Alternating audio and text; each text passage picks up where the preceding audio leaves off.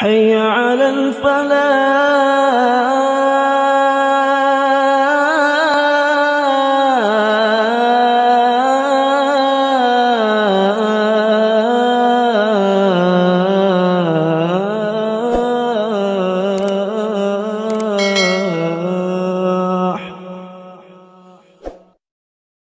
Bismillahirrahmanirrahim. Assalamualaikum warahmatullahi wabarakatuh.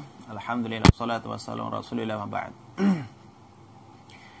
Berkenaan dengan ibu hamil dan menyusui saat bulan Ramadan, tentunya harus dikonsultasikan terlebih dahulu ke dokter atau bagian yang memang spesialis kandungan. Apakah ketika berpuasa nanti mengganggu kesehatan janin atau mengganggu kesehatan ibunya atau tidak. Jika dirasa aman, maka dipersilakan untuk berpuasa, dan itu tentu akan lebih baik. Tapi kalau memang secara medisnya itu berbahaya baik untuk ibunya maupun janinnya, ulama fikih sepakat itu boleh untuk tidak berpuasa. Kenapa? Karena nanti dikiaskan kepada orang yang sedang sakit. Dan jelas ayatnya jelas mengatakan bahwa wa man kana maridan aw ala safarin fa iddatun min ayyamin ukhra. Adapun orang yang sakit dan safar tidak berpuasa tidak apa-apa, tapi harus diqadha. Nah, karena hamil itu hanya dikiaskan kepada orang sakit, nah apakah nanti harus mengqadha atau harus bayar fidyah? Itu yang harus kita pahami. Di sini banyak perbedaan pendapat. Yang pertama, misalnya para sahabat dan juga tabi'in seperti Abdullah bin Abbas radhiyallahu anhu, Ibnu Umar, Sa'id bin Jabir dan juga yang lainnya menyatakan bahwa ibu yang hamil dan yang menyusui yang dia tidak berpuasa di bulan Ramadan karena dikhawatirkan tadi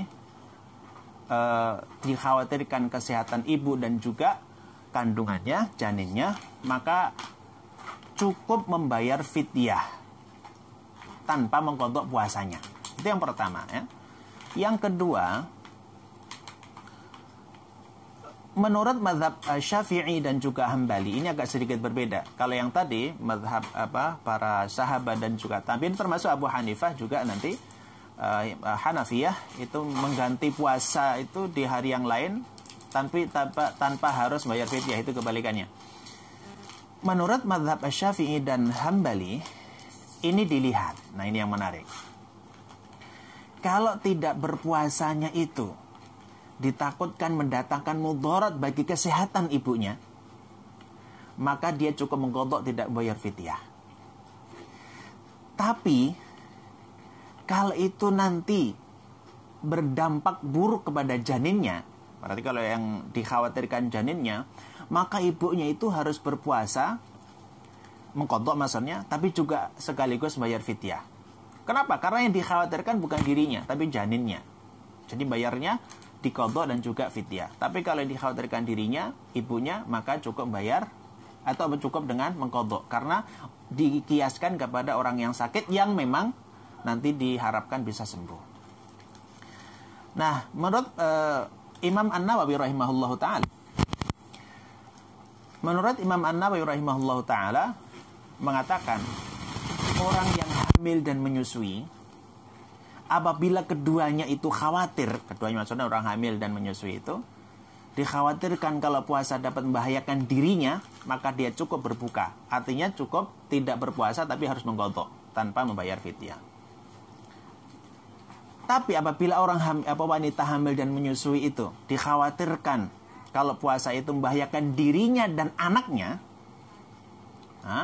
maka dia boleh berbuka, artinya tidak berpuasa tapi harus mengqadha.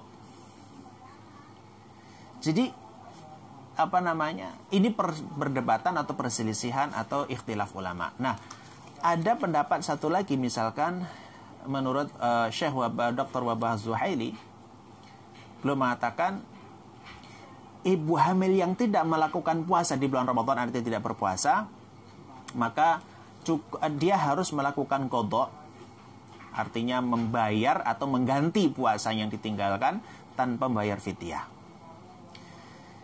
Jadi kesimpulan bagaimana? Kesimpulannya di sini adalah memang bagi wanita yang hamil itu dalam segi ranah fikih itu ikhtilaf.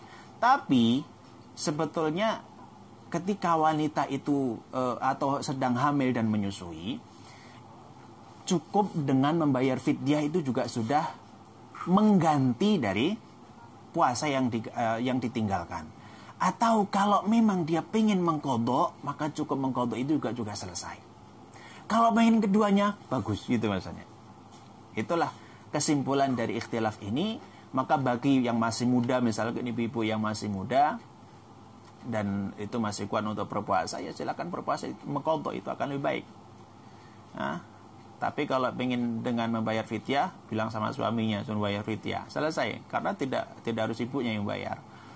Dan satu hal lagi yang harus diperhatikan, orang yang tidak berpuasa di bulan Ramadan, kemudian dia sampai di bulan Ramadan berikutnya belum membayar atau qadha-nya itu, maka tadi disebutkan tidak hanya mengqadha tapi juga sebagian ulama mengharuskan untuk bayar fidyah.